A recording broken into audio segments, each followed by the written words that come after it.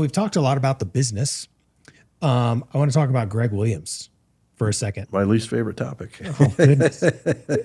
Well, I was talking with Vince the other day, and this really amazing story came out that came out right about the time that you were 13. And I'd love to unpack that a little bit with you about how work got started for Greg Williams. It's amazing to see all of the stuff that you've done with Acrisure, but there was this pretty compelling moment that you had as a young boy. I'd love to just to hear you tell that story. Yeah, it's I was actually, it was 1976, so I was 14, and my dad died of a heart attack when he was 39 years old.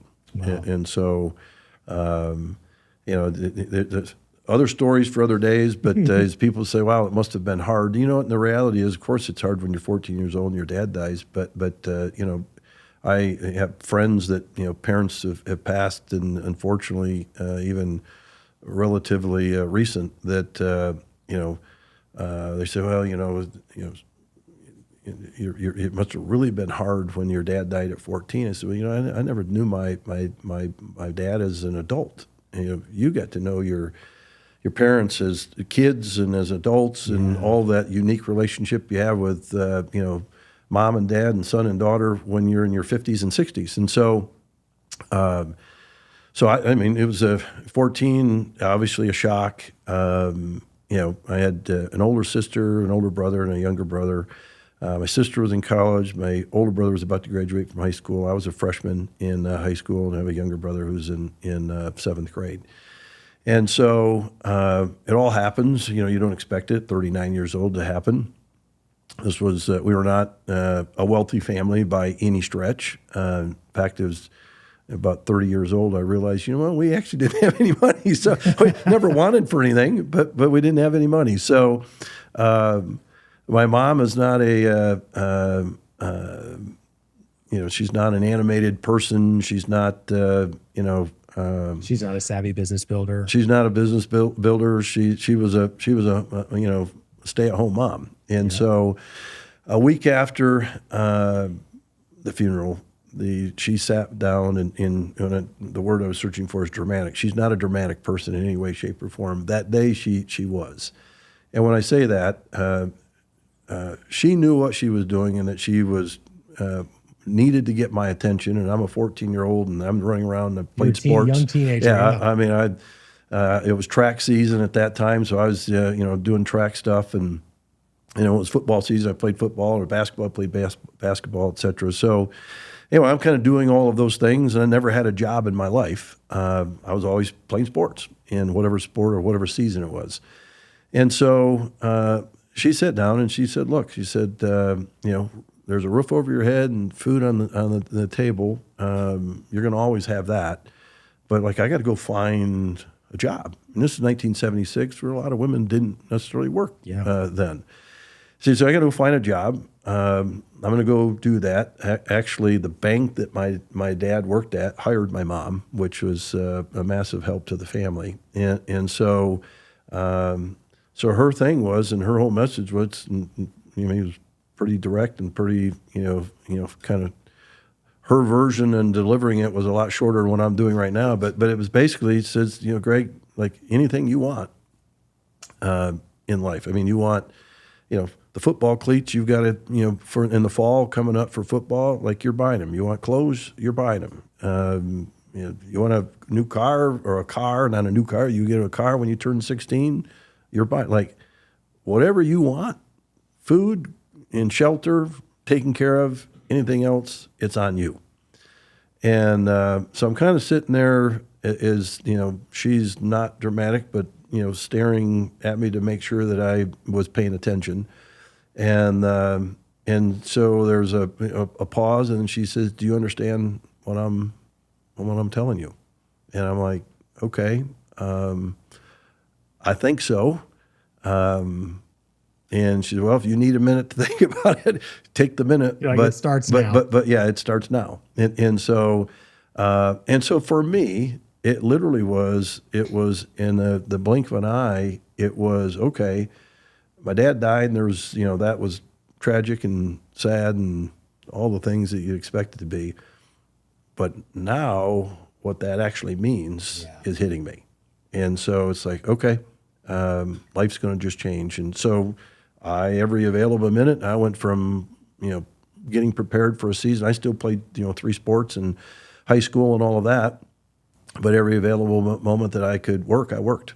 And because the whole thing, I also knew she meant it. While she wasn't dramatic, I knew she meant it. That, hey, if I wanted a first car, if I wanted, some clothes or whatever, Go out to eat, hang out with friends. I'm paying for it. Yeah. And so all to say, there was I think without knowing it at the time for sure, there's kind of a self-reliance mindset that you create when you have something that you really didn't think about thrust in a fairly dramatic way. It's like, okay, life just changed for you. And so for me, that did change things in terms of how I thought about things. Suddenly how my time was spent was really important. And the goofing off that you did as a kid and so forth, it's not as though I still didn't have my moments, but when I say every available moment that I wasn't involved in school or sports, I was working. Mm-hmm. And that did change things. And I think kind of set the stage for, my probably character flaws to this day is that, I've got one speed, let's go. I have a disdain, and when I say disdain, I don't know, it's like there's, sitting and wasting time is just not something I can do. And so I think it kind of got all developed and ingrained, really I go early. Back very early, and that's just the way that I am. And, my wife's a saint. We've been married 43 years. She's put up with all of that goes with it. And so you do have, I think, a drive and a mission that you're on when you have that mindset, and it becomes deeply ingrained. And so good or bad, so I'll blame all my character flaws on that. And my mom is still with us and doing well. So I won't say I'll blame it on her, but at the end of the day, she made she delivered the right message. And what I say to people is, the thing that I appreciate the most about what my mom did is she just told me the truth. Oh, I love that. Because she could have kind of, hey, I'm going to fake this, or I'm going to figure it out, or whatever. I'm going to avoid the topic. Or I'm going to avoid the topic, and I don't know if he's mature enough to handle it or not, but he needs to know. And so that's another thing, a lesson learned for me. And you know me a little bit. I'm a really transparent guy. Yeah. People say, oh, well, don't say this and don't say that. It's like that's the worst thing to say, because you know what? The truth is always the right option. Now, the truth well told is the best story or the best option, but the truth has got to be rooted in all of this. And so, for me, if I get chastised for anything in Acrisure, it's that you're too transparent. And I said, well, if you want to chastise me for something, I'm okay being chastised for that, because I know what that means, because it's tends to at least give you the opportunity to be very transparent, very honest, and very truthful about where we stand as a person, where we stand as a company, and being able to self-assess and self-critique and self-evaluate. To me, you can only do that if you just deal with the truth, and you can fool yourself and maybe fool some others for a short period of time, but sooner or later the truth is known. Yeah. And so just accept it, embrace it, immerse yourself in it. That's kind of the lesson learned from all of that. I love it. Dedication to the truth. One of my favorite books, The Road Less Traveled, Scott Peck. That is a huge part about the character of discipline, and the dedication to the truth is a huge thing. And the thing that I love about that conversation with your mom, hopefully you've circled back and been like, Mom, see what you kickstarted. Yeah. But you fast forward to the 2010s, you got a family, 2 kids, wife. And you have this moment where you're like going from a lifestyle business to this really fast pace, being all over the country all the time, then internationally. What was going on behind the scenes? So what was going on behind the scenes is all of this doesn't happen without a team. It takes a lot of people. but I never looked at my piece of this as a sacrifice. My family, you know, wife and 2 kids in particular, and my mom and the extended family, this was a sacrifice for them, because when this started scaling, and you could see it was going from this lifestyle business to something that's going to be a scaled opportunity, it really was, I kind of knew what it was going to take in terms of commitment and the amount of time it was going to take. And for me, again, it wasn't a sacrifice, because it was, you know, building a global business was my objective. I mean, that was the purpose. You're on your let's go speed. Let's go. It isn't necessarily building a global business. Wasn't my wife's objectives. It wasn't my kids' objectives. It wasn't my mom. I mean, they didn't care. Yeah. And so I did sit down with them and just say, look, you know, I'm going to go do these things. And I think this is what it's going to take. For me, it's what I want to do, but I recognize it may not be what you want me to do. And so let's talk about it. Back to the truth. And fortunately, I had a wife said, you know, like, I know you're going to be miserable if you don't go do it, so go do it. 2 kids were like, great, we get it. You know, go do it. My son's very driven. My daughter's driven as well, so they get it. And they said, you know, go do it. You know, my mom, like, whatever, you know, you're busy, you get the one speed, you're doing your thing anyway. And so for me, none of this was a sacrifice. It was an investment of time. They're the ones that sacrificed. And so behind the scenes, when you ask what's behind the scenes, it's those kind of personal discussions that I'm glad I had early.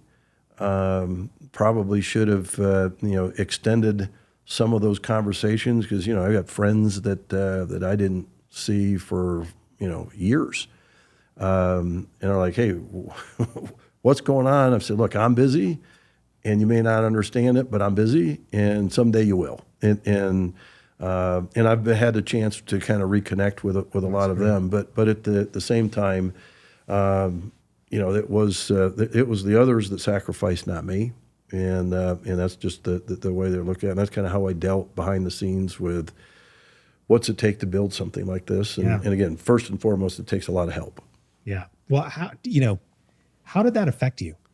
You know, knowing that, it might have been a building thing where over time you realized that. So just looking back, really, how did that affect you, knowing that they were carrying such a heavy weight, or having to sacrifice? What are some of the sort of reflective thoughts you've had on the weight that they were carrying, knowing, hey, I'm supporting my husband, I'm supporting my dad? Yeah. Well, you know what? It's one of those, I know everyone says, I guess that, you know, part of the purpose in life, you want to, whenever that fateful day comes that, you know, it ends, you want to have no regrets. I'm actually kind of the opposite. I know I'm going to have regrets. And so it's the time that I didn't spend with people would be where those regrets would come into play. I mean, that's, I mean, because, you know, you're just like anything else, you're not getting it back. Yeah, the past doesn't exist anymore. Yeah, it's gone. So, you know, I know I'm going to live with a few regrets, but at the same time, I've spent time trying to kind of, you know, reconcile that on one hand and also make up for it with another. And so shared experiences and spending time with people that I haven't, and prioritizing some of that. I'm definitely better about it today than I was for 10 or 12 years, but I am trying to make up for some of those while I'm still around and healthy enough to do it. So I love that. That self-reflection is huge, especially as a leader doing what you're doing. That dedication to the truth is really huge.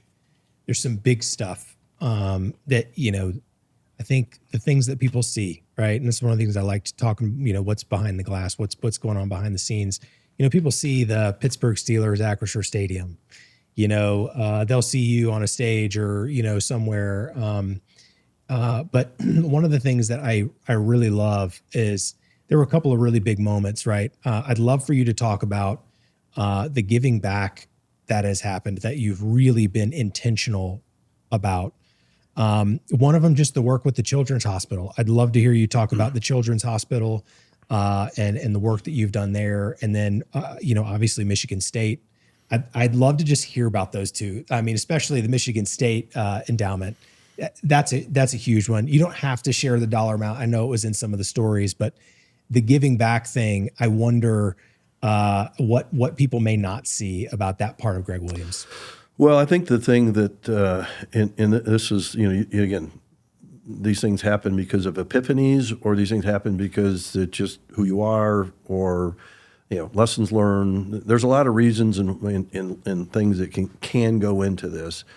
For me, it was just so obvious early on one hand, and another hand, it was something I actually did have to learn. And when I say that, the learned part of it was, here we've got all this explosive growth, 48% a year for a dozen years and so forth. And, you got all the things going on, and you can see how how it's all impacting people's lives and things of that nature.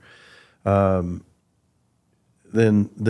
we did the thing with the Children's Hospital in Grand Rapids first, and intentionally said, look, we got to have more of a purpose here than serving stakeholders. Yeah, we've got to serve communities. We got to help people.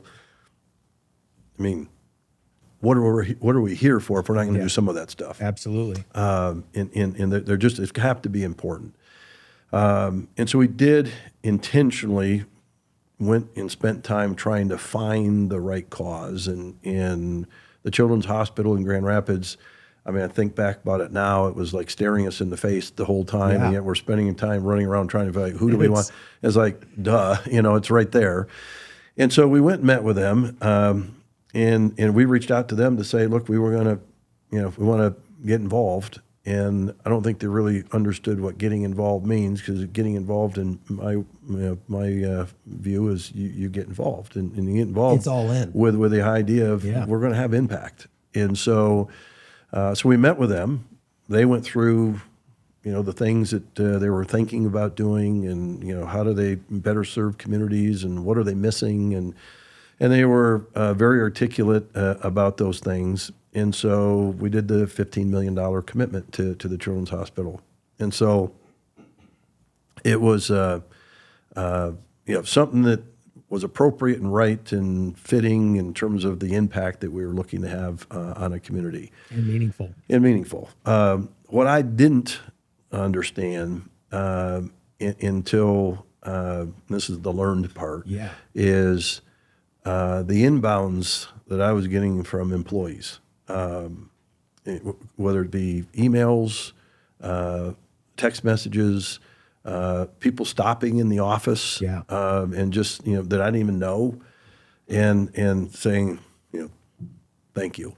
That's meaningful. Yeah. How proud they were to be part of something, to be part of a company that was doing things like that, and it was having that having that kind of impact. I didn't know it. We had 2 employees whose kids were very sick in the Children's Hospital at the time. I didn't know it until that came out. Unbelievable. As part of this as well. And so I sat back, and you reflect on things, as hopefully everybody does from time to time, and sit back and say, okay, we have all this growth, and if I count the number of times someone sent me a text or an email or stopped in my office to say, hey, Greg, wow, that, last quarter was unbelievable. Thanks for all the growth, Greg. That was great. Has it happened? Sure. It's probably, you can count it on 2 hands. Yeah. Pales in comparison. Yeah. That singular, and over the years, that singular moment and commitment to the Children's Hospital, I had hundreds. And so that's the learn piece. So you know what? Is having a employee base that's proud of where they work, proud of the impact that their employer has on the community that they live and so forth. Is that a good thing for business, or is that a bad thing? And so to me, that was the learn. Is like, okay, again, it was after I saw that, learned it. It's like, okay, should have known it maybe ahead of time, but I just didn't see the impact it was going to have. And so once we did that, intend to be, if we're in something, it's just not, I'm not wired to sit on the sidelines. And so if we're in it, we're in it. We're going to have impact and all that. we played that out obviously in Grand Rapids. I went to Pittsburgh, not the stadium, not just the the Children's stadium. Hospital Yeah. in Pittsburgh. The philanthropy that my wife and I did with MSU is in the same spirit. Is people like, why would you do it? I'm like, well, it is the community that we live. Yeah. And if you can't support the community that you live, and frankly, outside of our two kids, why do you care? And so if we sat down with our two kids and say, hey, we're going to do this or thinking about doing this, we'll only do it if you're okay with it. And they're like, do it. I mean, if this is what you want to do, and you know what? And I give my kids a ton of credit because it could have been easy for to say, well, wow, what about us? Yeah. And neither one of them did that. That's amazing. They didn't flinch. So, and actually, I was looking for the flinch to say, okay, they're going to say the right thing, but you can read a person when you're talking to Absolutely. them. And these are your kids, so you can really read them. And they didn't flinch. They said, you know what? This is what you want to do. Go do it. And that's a testament to you and your wife.